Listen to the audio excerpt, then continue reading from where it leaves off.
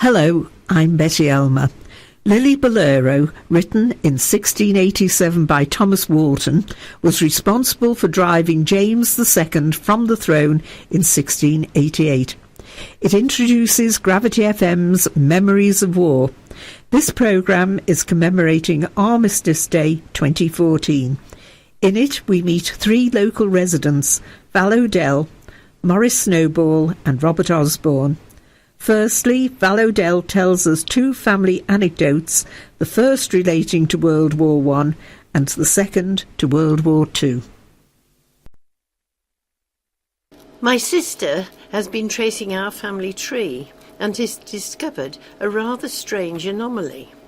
There are no family members left to help sort it out. Our father was born September 1916 to George Henry Johnson. But George Henry Johnson died in October 1914 at the Battle of Gerhavelt. He is buried in Sanctuary Wood Cemetery, and we visited him last year. At the outbreak of war, leaving a wife and two children, George enlisted with his younger brother Frederick in the Royal Warwickshire Regiment. There are discharge papers for Frederick in 1918. He then disappears. He's not on any census, and we cannot find a death certificate. But we do have a second death certificate for George Henry in 1963. His funeral was attended by my father, his younger sister, and two older siblings. So the question arises, did Frederick come home and move in with George's wife, have further two children, and support the family in George's name? Marriage between man and his brother's wife was illegal, but if he took George's name, perhaps people would not know. I remember a small oval grey plaque in Granny's sitting room. It had a small cross and chain hung over it. Was it for George? There is also a commemorative plaque in the church in Stratford to Sergeant Henry Johnson. I understand that surviving brothers would take on their brothers' families, and this was quite normal, as there was no support for widows and children.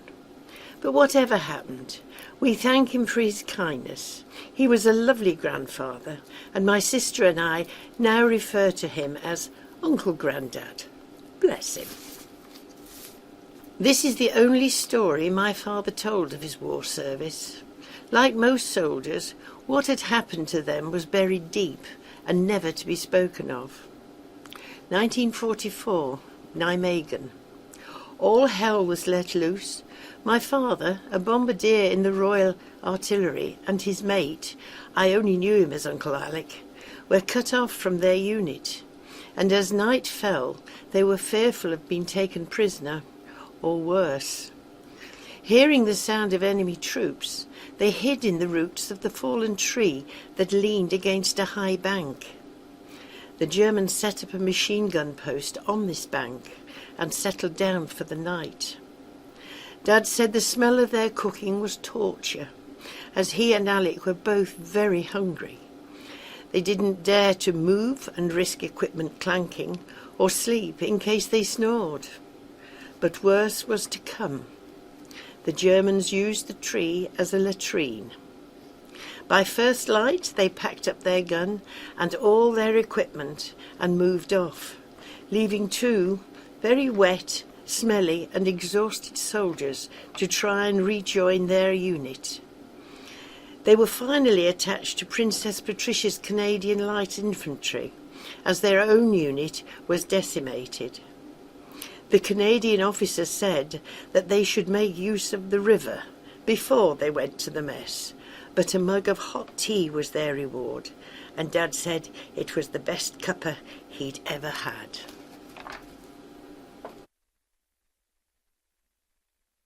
Now we meet Maurice Snowball, who remembers the outbreak of World War II and his subsequent service in the RAF.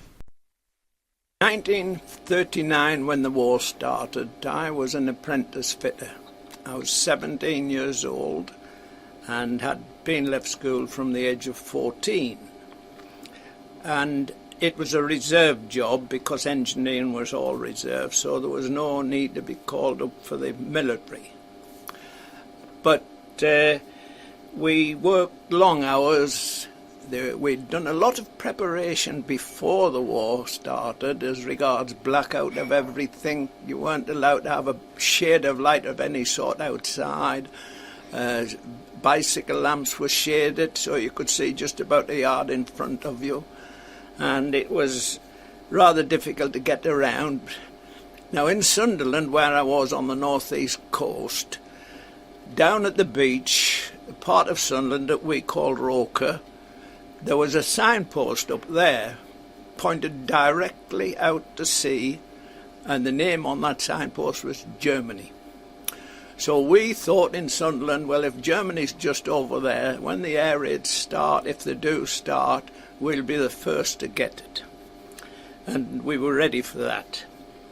But we weren't working long on our own machines before all that was put to one side and we started to do war work. And that was doing secret bits. I worked on a lathe and I did some little round discs. Had no idea what they were for, but we had to do so many each shift and they had to be nicely polished. And we knew it was for something to do with munitions, but they never told us anything in the war. It all had to be kept secret. And we started working at 7:30 in the morning and finished at 5 in the afternoon, an hour for dinner, and we worked from 7:30 till 12 on a Saturday. But it wasn't long before they got permission to employ the apprentices on overtime, and we were put on 12-hour shifts, 12-hour days, 2 weeks, and 12-hour shifts on night shift for 2 weeks as well, alternately. And we started at 7:30 in the morning on days and finished at 7:30 night. And then we started 7:30 in night and finished 7:30 in the morning. But come 1940, the air raid started. And we were very lucky if we got through a week's work on night shift without being stopped 2 or 3 times for the sirens going.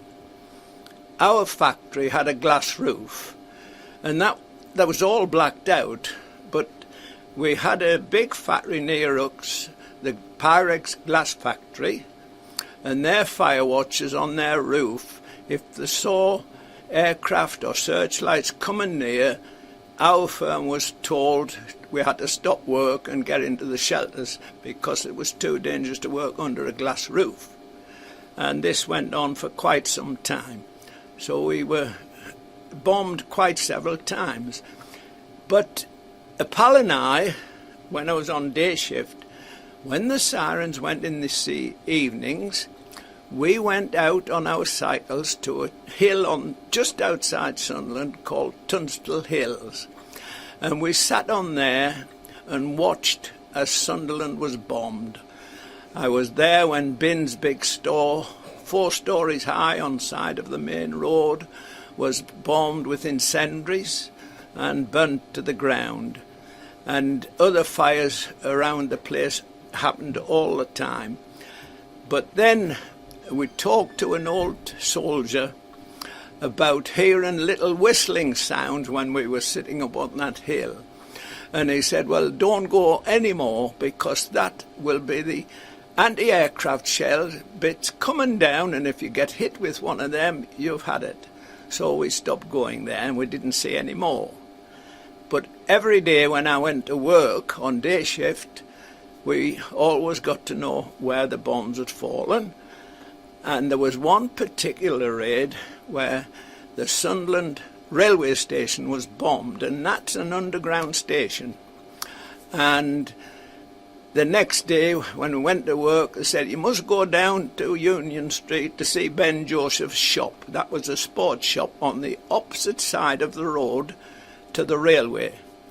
And the bomb had dropped in the railway, high explosive, and the wagon had been blown out the station over the road and was in Joseph's shop. So we went down and had a look at that. So we always managed to get round somewhere to see things. There was one particular time that I went to work on the morning at 7:30 on my bicycle, and when I came to go home for my dinner, the police wouldn't allow me to go up the road. They said there was an unexploded bomb up there. And I had to go on a detour round to get to my home for dinner. And when I came back, the policeman on duty at the village where I lived, 3 miles out of Sunderland, said, "You can't go there, there's an unexploded bomb down there." And I said, "Well, I went down this morning on the bike and I never saw it." And he said, "Well, we've been told nobody has to go down." And I said, "Well, I'll just go down so far and have a look, and if I can't get any further." Well, I went down and went past. Later on found that I'd cycled twice past the bomb, which was exploded just in the side of the hedge where I'd cycled past. But that was okay for me because it didn't go off. And then we went from having the air raids. In 1942, there was a slight break in the thing. For about 4 months, there was no raids, and we all thought it was over. But it started again in 43, and this time there was more raids. There were heavier raids, and they lasted longer. We once started work at 7:30. The sirens went at 8:30, and the all clear went at 5:30 in the morning. So we had about 3 hours work altogether in a 12-hour shift. And from that experience, they decided that we'll stop the night shift and we'll just do days from there on. Now, prior to all of this, in 1940, the LDV, Local Defence Volunteers, were started, and reserve people, policemen, doctors, anybody off duty was asked to join, and I became an LDV man. And we used to go out on patrol with sticks, anything, because we didn't have any rifles or anything. But as time went on, it became the Home Guard, and when we had the Home Guard, we got rifles.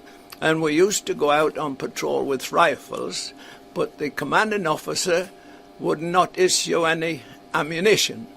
He said that is staying safely locked up and will only be brought out and issued if there's an actual invasion or you have to go out and meet any parachutists if they come down. So we patrolled with empty rifles. But it was okay. We did exercises with blank cartridges.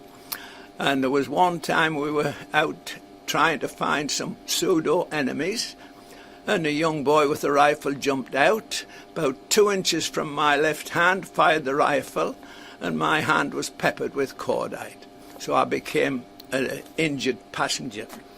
And they took me to the first aid room, and when they took the bandage off, in the first aid room, by the way, all around was people bandaged, different accidents and things, make do, just pretend. But when they took the bandage off me, the first aid, they shouted down the room, they said, "We've got a real one here, come here." And then I come on, had a look at my hand, and then I was sent into the local infirmary, and the doctor was pulling the cordite out with tweezers till he could get no more, and then he said to the 2 young nurses, "I think you'll be able to bandage it now." And he said, any cordite in there, it'll gradually work its way out, you'll be all right. And he said to the 2 girls, and I'm only just over 17, he said to the young nurses, "We better give them an anti-tetanus injection." And while they were getting that ready, I said to one of them, "Which arm do you want to roll the sleeve up?" And she said, "We're not going to roll your sleeves up, we're going to have your trousers down and do it in your bottom." So that's what they did. But I recovered from that, it was no problem. But I was later 2 weeks off work, and at the end of that, through the war pensions, I was awarded 2 weeks loss of earnings and compensation, the sum of £3, 7 and 6, which in present day would be £3 and 37.5p. So there wasn't massive compensation in those days. But then by the time I was 21 in 43 January, I volunteered. My apprenticeship ended and I volunteered for the Air Force. And I had 3-day medical at York. I passed that, passed the English and maths exams, what I did, and I was taken into the Air Force. I was put on what they called deferred service, and I had to wait to be called up. Now, I volunteered in January 43. I was called up in December 43. So I had 12 months waiting. So I carried on with my job in that time. And then I went into the Air Force and reported down to Lord's Cricket Ground, where you were given all your uniform and equipment, and you had your technical jabs you had to have and everything, and then posted up to Bridlington to do arms drill. And we were training on the sea front doing arms drill, and 2 young lads could not march properly. And the sergeant said to me, "You've trained before, haven't you?" They said, "You've done this kind of thing." I said, "Yes, I was in a demonstration platoon in the Home Guard, and we won every competition we went in." So he said, "Well, take them along there and see if you can get them to march properly." After about 20 minutes, every time I told them to march, quick march, they did it properly. And I took them back to the sergeant. He said, "How have you got on?" I said, "Well, they've been marching properly for me along there, lovely." And he said, "Right, I'll try them now." And he said to them, "Quick march," and they did the same thing. The left hand went out with the left foot, and they would, and he just said, "Oh, it's okay, just join. They'll learn eventually." So that was how it went. And the thing, from there I went down to train as a flight engineer, which is what I wanted to do. And that was it should have been at St Athens in Wales, but they were so busy they opened a second school at Locking, and we did so many weeks there, and then transferred down to St Athens. Now the flight engineers did all that training and qualified and got the wing before they even saw a four-engined aircraft. And we had a 2-hour flight in an Anson just to acclimatise you what it was like to go in the air. And from there we were posted, when we qualified, to Heavy Con Unit, and I joined the squadron up, joined a crew there. The crew had been training for months on earlier training, gunnery and everything, and then the flight engineer was the new boy. And I was told, first of all, I might tell you that the first crew I was on didn't turn out very well, and it was broken up, and I had to go back to Heavy Con Unit and start training again. And I got into the room. I was told to ask for a pilot officer jeans. And when I went in the room, there was no officers in. They were all senior NCOs. So I was looking round, and then I saw 2 airmen walking round, and I went up to them and I said, "Are you from Pilot Officer Jean's crew?" And they said, "Yes." I said, "Well, I'm his flight engineer, Sergeant Snowball." And they said, "Well, blow me, with a name like that, we thought it must come from West Indies, been looking for the wrong colour." But I got in that crew, and it was perfect. And we done the course, and we joined the squadron 550 at RF North Killinghome in the February of 1945. Now, we didn't know the war was going to be over within a month or two, but we started to do operations, and we got 4 bombing operations in, and then the word came through that the Dutch people in the western part of Holland was starving. Thousands of them were dying with starvation, and they decided that there had to be food dropped to them. And they tested different aircraft, and they found out the Lancaster was the one to use. So we did training with that at low level, which we'd never flown at before, and we went over on the 30th of April, which was the second day. The first day operation started was the 29th, and we went on the 30th, but the truce with the Germans wasn't signed until the next day. So we went over just on word of mouth, told by our officers that we wouldn't be fired at. But it turns out afterwards Prince Bernhard was involved in Holland, and he said if the Germans had shot them down on them first 2 days, they were quite entitled to do it because there hadn't been a truce. But fortunately they didn't open fire, so we managed to fly in, and 500 feet. We had to stay at that level. We had to stick on the course, so the navigators had to be dead right with it, because they said if you wander off course or go at the wrong height, they can shoot. So the navigators had to be on their toes to keep it right for us. And we dropped our food at a race course. There was a white fence right round the race course and a cross in the middle where we dropped the food, and the Dutch people had got word that this was going to happen, and they were out in the thousands. But wherever you went round the buildings, it was all flooded because the Germans had blown the dikes. So they had a terrible time that winter. They'd had no food, and they'd had no electricity or anything, because that was all stopped by the Germans when the railways went out on strike. And that was how it came about that so many of them were starving. But thankfully, for 9 days, the food drops went on. The Americans came in on the 3rd of the May after the truce was signed, but never mind, they dropped food as well. And the RAF, Australian Air Force and Canadian Air Force all had airmen dropping food there, saving so many of the people. And we have been over every 5 years from 1985 on reunions, and I really appreciated the Dutch that treat us royally. We even had, when Prince Bernhard was alive, 3 times at the Royal Palace to a garden party, and he always came down, took the salute, and made us very welcome. Really, the Dutch people enjoy it.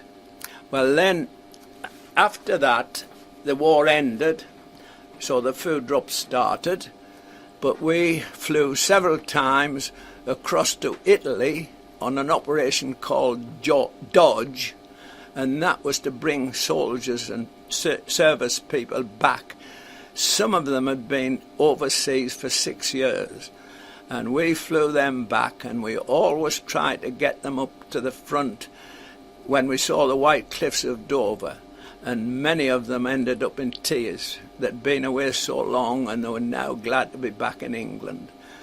And then in the October 46, my squadron closed down, and I was eventually retrained until my dumop came up to be a driver, MT driver.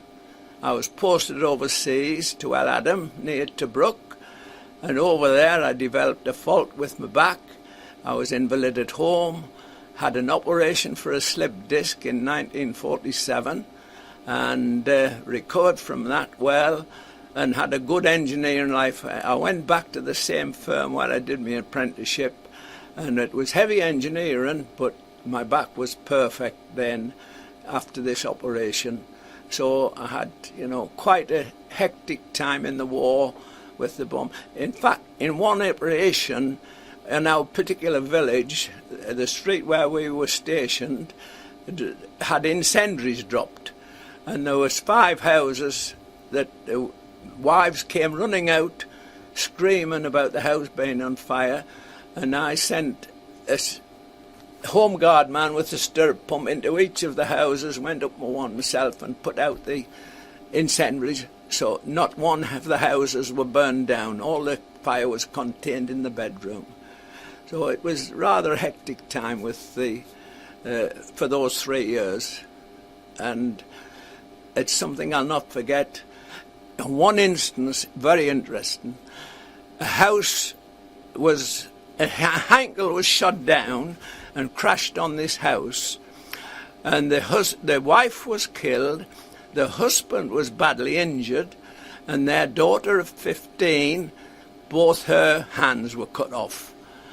And at 17, she was then, we found out after the war, at 17, she had specially adapted hands, and she worked as a telephonist for the local telephone company for years afterwards. So she recovered from it, but such a loss, 15-year-old, both hands lost. Another house was bombed, the mother was killed, and they went in the next day to clear the rubbish, which they always used to do, to tidy it up. And one of the workmen heard a baby cry, and they got ladders and they went up. The baby's bedroom, 3 walls were missing, and the baby was in the cot crying. And the only trouble with it was, because of the intense cold, it had to be treated for frostbite, but it recovered all right. But that baby had lain for 10 hours from the time they bombed up to when it was found, and yet survived. Marvellous things happen. If God was with you, you came through. The food drops to Holland had to have some kind of a code name to identify it, and whoever thought of the name couldn't have picked a better name, because they named it Operation Manna, food from heaven. Marvellous to think that that was the answer. And the Americans, they named theirs Chow Hound, apparently on some wild dog that lives in the desert eating on scraps and food. So Operation Manna started it off those 2 days before, and then after the truce was signed, it was Operation Manna and Chow Hound. Marvellous. Robert Osborn joined the Scots Guards in 1977, directly after leaving school, and subsequently went on to serve in the Falklands. I remember I think it was actually in the Easter holidays, and because I went to school across in Melton, our holidays were slightly different to Grantham.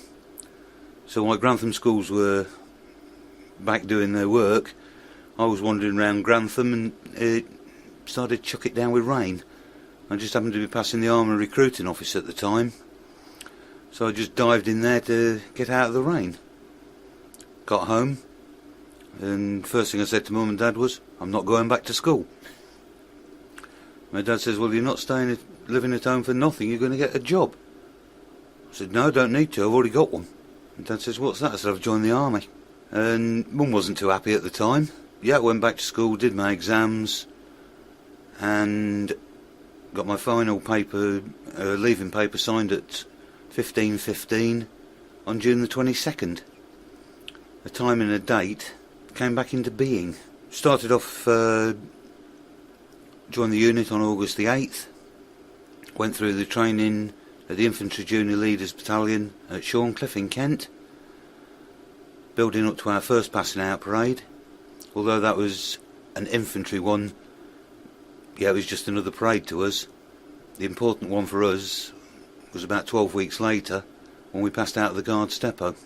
We started off at Shorncliffe with about 130, 140 lads. By the time we passed out of there, we were down to 63. By the time we left the Guards depot, there was 57 of us. Of those 57, we were all posted to 8 different battalions. Some battalions only got 1 or 2. Others, like my own battalion, we ended up with 16 of us going to the battalion. So not long after I was 17, on a plane with all my kit, and ended up at Waterloo Barracks in Munster, Westphalia, in Germany. Not only new barracks, new language, a lot of things were the same. You still had orders, you still being chased around by NCOs. You were still learning, because although we'd been through the depot, now we were with the battalion, we had to go through mechanised infantry training, 432s, and Germany itself. We carried on out in Germany. We stayed there until about March 1979, when the battalion came back and we were posted to Chelsea Barracks in London. One of our first things, as we seem to do most year, spring drills. Now, it doesn't matter what time of year, it's still called spring drills, whether it's October or whether it's March. Our first major parade was the regimental parade. It's the first time that both battalions had been in the same place at the same time. So we had a big parade on Horse Guards, and that we used as a build-up to our first troop that was in 1979. Spent 6-8 months doing public duties before we started doing training for Northern Ireland. Went out to Northern Ireland in 1980 on a 6-month tour. Came back and thought, well, that's us for a couple of years, just public duties. Following year, April the 2nd, Argentinians decided to invade the Falklands. Yeah, all very well and good, we won't be going. 3 days later, I was home on leave, prior to going training, down in Brecon Beacons. Finished that, home for a couple of days, celebrated my 21st on 2 days early, because I had to report back to barracks on my birthday. And 2 days after that, we sailed from Southampton for the Falklands. Down in the Falklands, or on our way to the Falklands, we went via the QE2 to Grytviken in South Georgia, cross-decked onto the Canberra, which took us into Grantham Sound, where we offloaded and landed at San Carlos. We were there for a couple of days, and then it was decided that we would move round to Bluff Cove. Now, both ourselves and the Welsh Guards were meant to go round, but somebody decided that we wouldn't wait for the 2 Royal Fleet Auxiliary ships. We'd go round on with the Royal Navy on their amphibious ships. We were meant to be dropped 2 hours just north of Lively Island. The Navy wouldn't go that. That was been a 2-hour run into Bluff Cove. The Navy wouldn't go that far. They dropped us south of Lively Island, and we had 8 hours in an open landing craft in the South Atlantic. We got ashore, dried off, or tried to, and we hadn't been there 24 hours. Daylight, we looked out, we see 2 ships' masts. Well, how come they've come in and we spent 8 hours in an open landing craft? The reason we'd spent 8 hours in a landing craft saved us. The boys of the Welsh Guards on the Galahad and Sir Tristram, they got hit. Although everybody calls it Bluff Cove where they got hit, it was actually a place called Fitzroy, a couple of miles away, and they had a great loss of life. That would be on the 8th of June. On the 12th of June, we moved up onto an area called Goat Ridge. Moved there in daylight. First the officers and the NCOs went up, had a look at Tumbledown from a distance, and a few of us got up and had a look at it. And then on the night of the 13th, my company was meant to cross the start line at midnight. At 5 past midnight, I was sitting with my back to Tumbledown on the start line, eating a tin of tuna with Army hardtack biscuits. We went across, our lead company, G Company, their position, there was nobody there. We went through G Company and immediately ran into where those that had been in the original position had moved to, and we ended up fighting through them and the next company, and eventually company commander with one of the platoon commander and about 6 or 8 lads got to where we were meant to stop, and it was a bit hairy until my own platoon, instead of following through that way, went up onto the heights and actually came down from the heights, got ourselves onto a fire line, and we provided the fire support cover for the other company that came through us and finished Tumbledown off. I turned and asked the company commander what he wanted me to do, and there was a stretcher party that was going back, and I was detailed with a couple of other lads to act as a security screen for them. We'd gone so far, a couple of lads said, will you take over? We swapped over. 5 seconds later we were hit by mortars. The lad I changed with, the lad I joined up with, the lad he had changed with, were both killed outright. They were 18, 20 years old. The lad I joined up with, he hadn't quite reached 21, and myself, we were both wounded. We started off with 2 on stretchers and 1 walking wounded, and we ended up with 2 dead and 12 of us as casualties. Eventually got into the regimental aid post, was then flown from Tumbledown first to Fitzroy, and then from Fitzroy on to Ajax Bay. I was in Ajax Bay when the surrender was announced. After the first initial cleaning operation, was then taken out to the hospital ship Uganda, and 8 days after arriving on the Uganda, 6 days afterwards, the doctor came down and said, right, this is what your injury is, and this is what we can do. 2 days later went to theatre, and at 15:15 on the 22nd of June exactly 5 years from when I had my leaving certificate signed at school, I had the anaesthetic and my leg was amputated. I had a few more days on the hospital ship before transferring on to HMS Hydra, one of the survey ships that was being used as an ambulance, and we had 3 to 5 days up to Montevideo and flew back from there via Ascension on VC-10s to RAF Rawton, or Enterprise, and then on to RAF Rawton for post-flight medicals, and then we were transferred to the hospitals nearest to our units. Some of the Navy boys were down to Haslar or in Portsmouth or Stonehouse. Parachute Regiment Welsh Guards went to the Cambridge Military Hospital Aldershot. Myself, I ended up at the Queen Elizabeth Military Hospital in Woolwich. Over the next 18 months I had a few more operations on my leg and eventually went back, not to my own unit but to the Guards Depot, and assisted in running the swimming pool and teaching new recruits and taking them through what we call the battle swim. After a year and having to go back into hospital for another operation, I returned to the battalion, or to the 1st Battalion this time, stayed with them for a couple of years before they moved to Cyprus, and I moved back to Chelsea to take over the swimming pool and gymnasium at Chelsea Barracks for the 2 battalions and the signal squadron that used the barracks. Was there for a couple of years, and then a job at Headquarters London District became available. I was put forward for it and got the job. I then ran the district sports grounds and was part responsibility for physical and adventurous training for all military personnel inside the M25. Carried on doing that job until May 2001, when I finished the army at just short of 24 years. Came home, Dad had taken bad at the time, and I spent 6 to 9 months looking after my dad and doing part-time jobs at the castle, and a job became available in the Queen's Royal Lancers Museum. I applied and got that, and from then right the way up until May next year I'll have been assistant curator for the Queen's Royal Lancers, and as of May next year, because of amalgamation, then I will carry on as assistant curator for the new regiment, the Royal Lancers. After my injury in the Falklands, after the initial amputation, 141 days later I did my first sports competition, East Midlands Regional Superstars, crossing Nottingham, and finished second. And from then on I did a multitude of sports. I've competed at 7 World Championships in 8 different sports. Apart from representing Great Britain, I also got onto the Army team and have got onto the verges of the Scottish able-bodied squad for my current sport.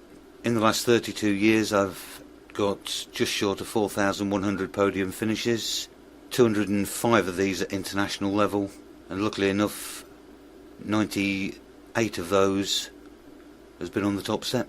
On the sports, I've done various sports: track and field athletics, road racing, swimming, sitting volleyball, shooting, and even diverse sports like dragon boat racing when I was out in Australia. My first major international was in 1986 in Pest in Hungary, which was sitting volleyball world championships. Now at the time the wall hadn't come down, and the team physio, the team manager and myself were all still serving, so right, disregard haircuts, growing beards and what have you. Got out to Hungary and the person said, "Oh yes, you're the 3 that are serving soldiers." So much for trying to blend in with everybody else. I've competed in 83 different countries. I've competed on all 5 continents, and so with my podium finishes, they have been from interclub and county level right the way to international. Although losing my leg in the Falklands, in a strange way it's been a benefit, because I've been to places I would never have been, met people I would never have met, seen and done things I would never have seen or done.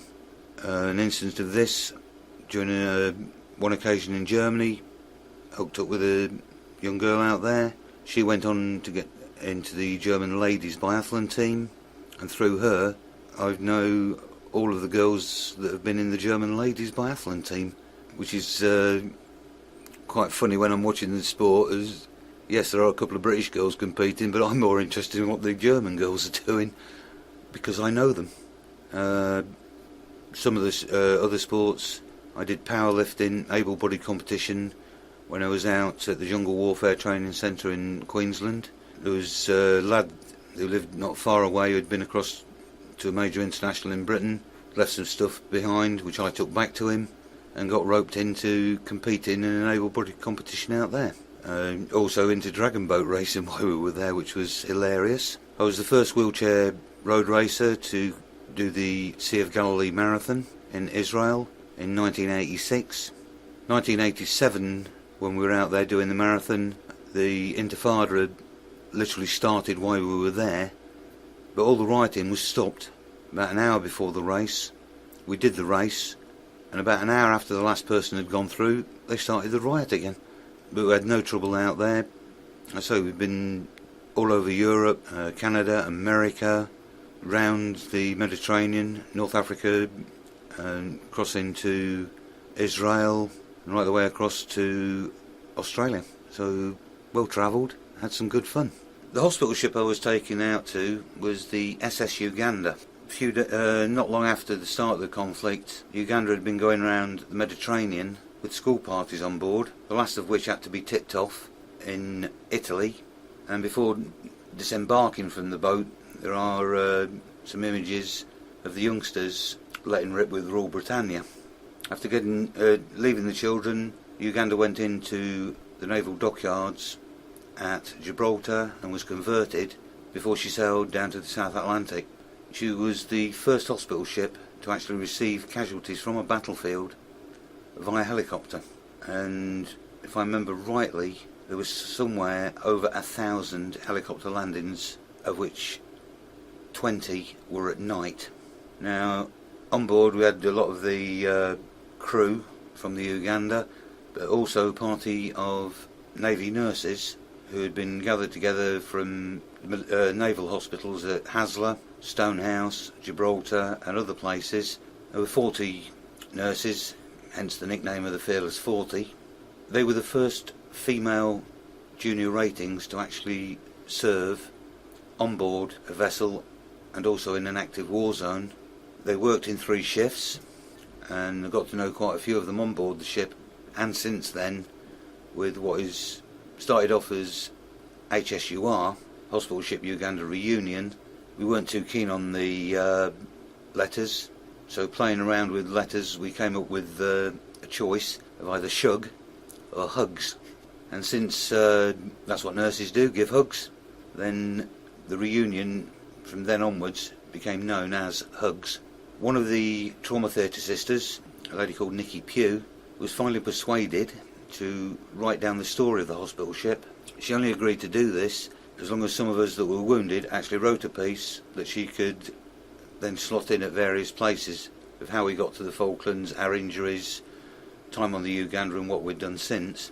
When it became to publishing, Nikki's first comment was, "I don't know why I've bothered, nobody's going to read it." Well, we're now on the 3rd edition of a book, and it has also gone from book onto an e-book on Kindle called White Ship, Red Crosses.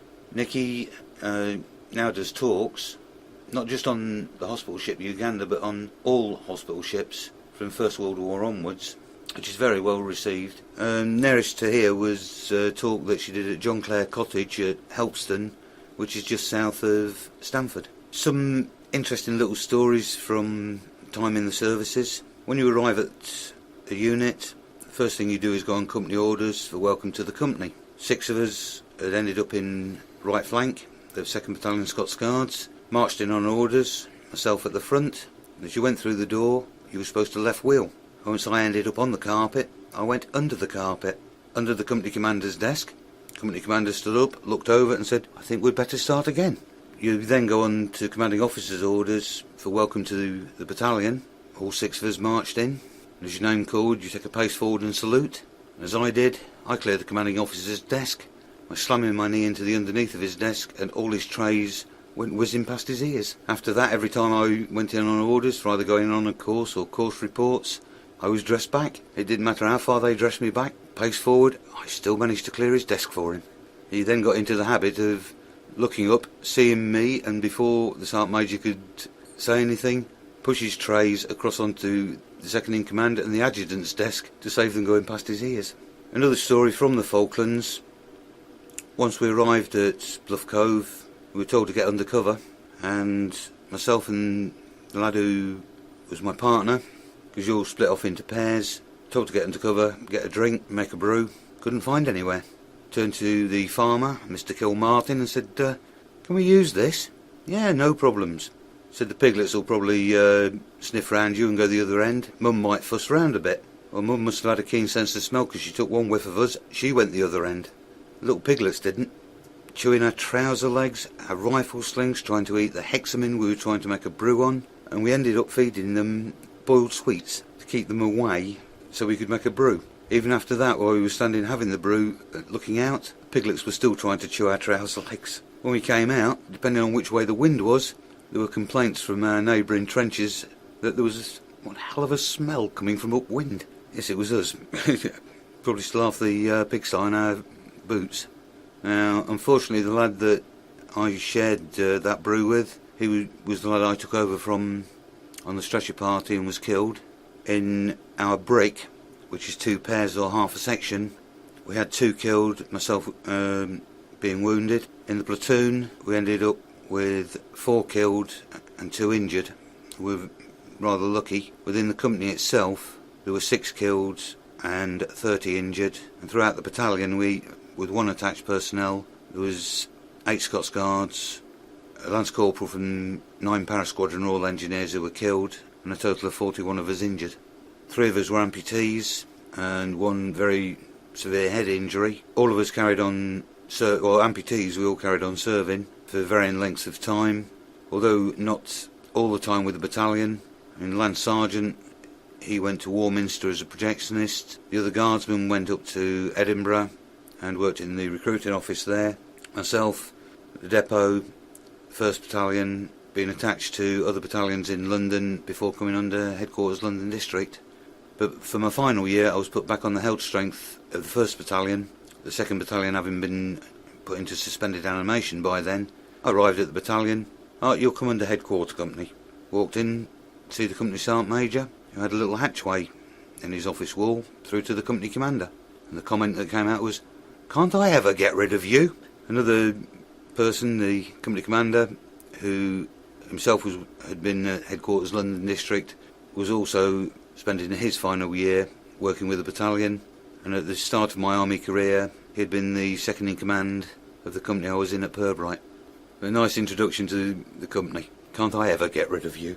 During our tour in Northern Ireland, we were stationed in Belfast, and on one patrol we heard the one word that we didn't want to hear, which is contact. It means there'd been an incident, and as part of the company rover group, we had to get there fastest. It was unfortunate for the company commander, as our driver hit a sleeping policeman at 60 miles an hour. We hit the second one, slightly less than 60 miles an hour. Unfortunately, the company commander was on his way down from the first sleeping policeman, and he ended up in Musgrove Park Hospital in traction for 6 weeks. We actually got quite a reputation, the rover group, on that tour. We managed to go through 3 company commanders, 2 company sergeant majors and 2 Q blokes. We also got told to write our vehicles off, as the MTO did not want them back. They were in such a state, and we tried everything. We even gave it to the worst drivers we could find. And it was only when we were pulling into Belfast Harbour to leave that somehow, I think a handbrake was left off or something, one of them rolled into one of the lifting crane stanchions, and the other one ended up teetering on the edge of the harbour. With a little bit of help of dragging them both out, we managed to write them off so they didn't come back. Some of the incidents we had in Ireland were unusual. During one incident, a lorry had managed to blow a tyre, tip over, down a bank, and taken out the wall of the building.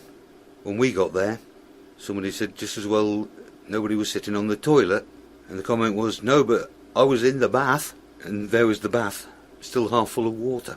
We had to empty the whole of an articulator by hand up the bank. The odd 1 or 2 tins didn't make it onto the new lorry. They made it back into our kitchens as a little bit extra. It's also where I was introduced to two things that I still like even today: bacon sarnies and egg banjos. 3 o'clock in the morning, having just come back in off patrol and having an egg banjo, brilliant. And I say, even now, I'm hungry, no problem, egg banjo. Our tour of Northern Ireland in 1980, we were given from North Howard Street Mill right the way down to just outside Lisbon. So we had the whole of West Belfast, and a couple of occasions during the tour, one being around the 12th of July and the Orange Day parades, the other around the anniversary of internment. We didn't bother going to bed. You just clothed and you slept in the vehicles as the rover group or foot patrols. They would just sit there outside the building just waiting to be crashed out, because you guarantee as soon as you thought about going to your bed, even disappearing to the loo, we've been heading out the gate and somebody trying to run like hell to catch up with you, while also holding a rifle and also trying to pull the trousers up at the same time. If you saw it on film, it'd be one of the funny incidents. It's the same all the way through on the military, especially places like Northern Ireland, when we're down in the Falklands. It's probably the same for the boys that went to former Yugoslavia, to Iraq, Afghanistan. You tend to remember the funny incidents more than anything else. A lot of people, when they hear our comments, come out with, "You can't say that." It's what's squaddy humour, or what we call black humour. No matter what happens, doesn't matter how serious it is, within seconds there's a joke. It's not as being cruel or heartless, it's a defence mechanism. It's our way of dealing with extremely stressful situations. I was involved in one incident, some of the lads involved in another incident came back in. Once you've given your statements to Army Legal or to the RUC, you might manage to get a mouthful of food before you were straight back out on the streets patrolling.